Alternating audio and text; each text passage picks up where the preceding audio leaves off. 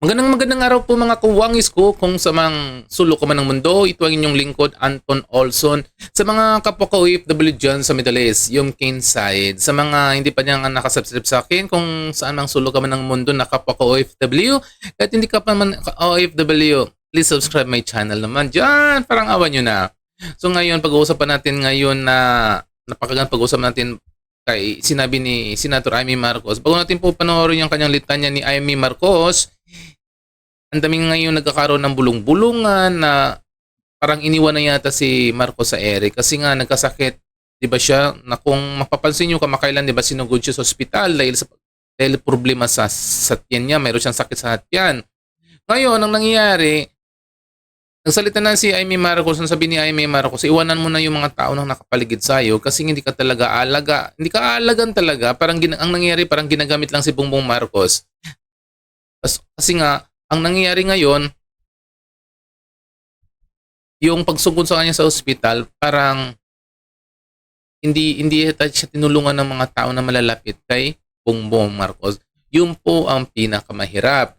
Ngayon, nagsasalita naman si Amy Marcos, parang pwede mong paniwalaan naman talaga kasi nga si Amy Marcos ay kadugo mo, hindi lang kadugo, kapatid mo.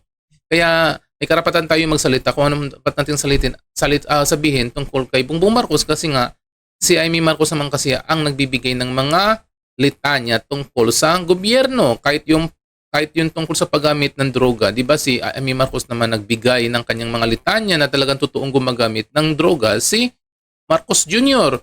So kahit sinong tao dito kung mapapansin mo, open na talaga magsalita yung mga tao kasi nga alam na nila na talagang gumagamit ng ng pinagbabawal.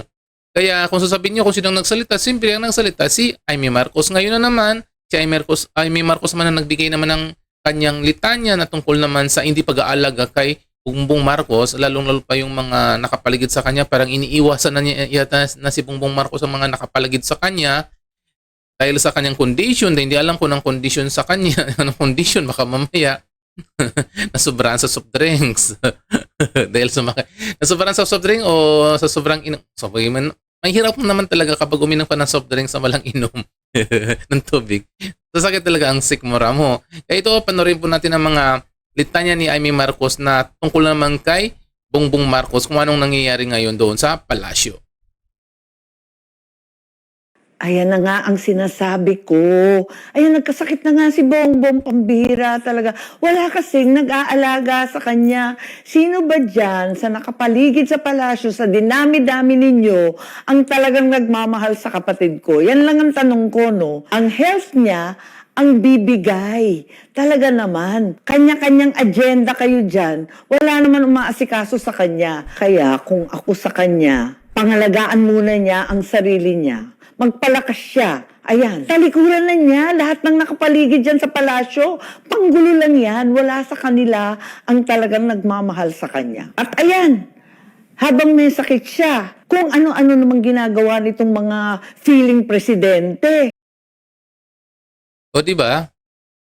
Di ba malinaw na malinaw pa sa alas 4 ang sinasabi ni Amy Marcos? Kasi nga kapag ang nagsasalita kasi ay tungkol sa loob ng pamilya nyo o mga kadugo o kapatid, lalo pa kapag kapatid, 100% talaga paninimulan mo yan. Kasi nga hindi naman sila magsasalita na harap-harap, lalo pa sa publiko kung wala siyang mga kinalaman. Unang-unang nagsasabi naman sa kanila yung nakapalibot sa kanila na mga kapalibot sa palasyo. So pinatawag kasi dyan, ano yan eh, kung sa salitang kanto, hindi maiwasan talaga na may chismis na galing doon sa mga taong mga kilala, lalong-lalo pa mga kadugo mo. So anyway, highway, ang hirap naman kasi, ngayon, lalong-lalo pa ngayon is 2028 na ngayon, di ba? 2028 ngayon, kung mapapansin mo, marami na ngayon, magsisimula na ngayon ang maglalaglagan sa politika. Lalong-lalo pa sa eleksyon na to. Alam mo naman, wala namang permanenteng kaibigan sa politiko. Tignan mo mga kongresista ngayon, parang wala nang gana ngayon na wala nang gana sila since tinatawag na impeachment complaint laban kay Duterte. Parang nagkakaroon na sila ng hanging bridge. Naghahanging na yata ang kanilang mga ginagawa. Parang wala na silang gana. Hindi kagaya last year talaga, halos magkakandara pa araw-araw investigasyon ng mga Duterte. Di ba pansin nyo yung start ng 2024 up to 2025? Di ba? 1 year yan, tuloy-tuloy yan eh. Yung simula mag 2022 tapos mag 2023, tuloy-tuloy ang tinitira nila. ay mga Duterte.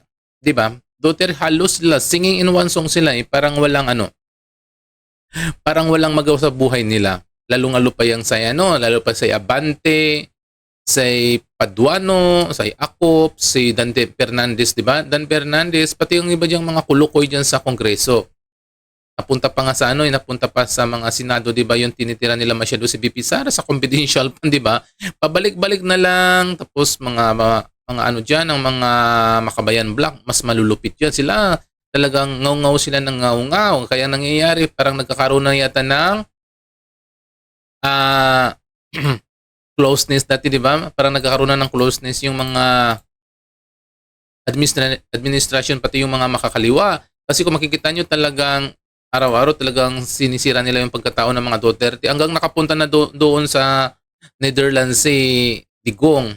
Talagang tuloy-tuloy. 'Di ba? Mahirap 'yan. Kaso lang, kahit anong pang gawin nilang pagbabaliktad na gawin nila tungkol sa paninira sa mga Duterte, hindi pa rin sila mananalo. Kasi nga ang dumidipinsa sa sa mga Duterte ang taong bayan na. Ngayon naman kung mapapansin yung mga kawangis ko, 'di ba si Trillanes na naman nagpailang plunder, umaalingaw-ngaw naman siya sa mga television, sa pa-interviews, kung saan sa mga mainstream media. Tuloy-tuloy ang kanyang mga pa-interview tungkol sa paninira kay VP Sara. Kaso lang ang sabi naman ng iba diyan, parang lumang tugtugin na yan yung parang lumang paninira na ang ginagawa ni Trillanes. Parang kumita na yan dati pero hindi na mangyayari. Kasi nga kung mapapansin nyo, ang dami na kasing nangyayari sa lipunan na hindi nila nare-resolba, tapos ang tinitira nila si Duterte. Yung parang lahat ang mga Duterte talagang mayroong parte talaga sa kanyang mga issue. Kahit walang nangyayari, Duterte pa rin. Ganyang kahirap po yung politika dito sa Pilipinas, 'di ba? Kasi nga lahat na lang nakatuon sa mga Duterte. Parang takot na takot sila sa mga Duterte. Sa may pang mga ni Trillanes, gusto na niya makipag-anib sa mga dilaw sa administration para matalo lang nila si VP Sara sa susunod na election. So ang tanong kasi doon, ano ba ang kinakatakot nila? Pero 100% talaga kapag matuloy ang desisyon ni VP Sara na tumakbo bilang president sa 2028, natural sisingilin sila sa ginagawa nilang pampababoy at pang-aalis pusta at walang mga utang na loob na ginawa ng mga Duterte, na walang utang, ang dami nilang tinulungan, pinalibing ang kanilang magulang sa libingan ng mga bayanay sa ilang dekada na nakahimlay si Marcos Sr. nang nagpalibing lang yung mga Duterte. 100% naman kung bakit nanalo si Bongbong Marcos, siyempre nakipagtanim siya kay VP Sara dahil unang-una napakatunog at malakas talaga ang mga Duterte. Huwag mo niyong sabihin na nanalo si Bongbong Marcos dahil sa kanilang mga taga-suporta. Hindi nga siya nanalo bilang isang vice president dati, nakalaban niya si Leni Robredo, di ba?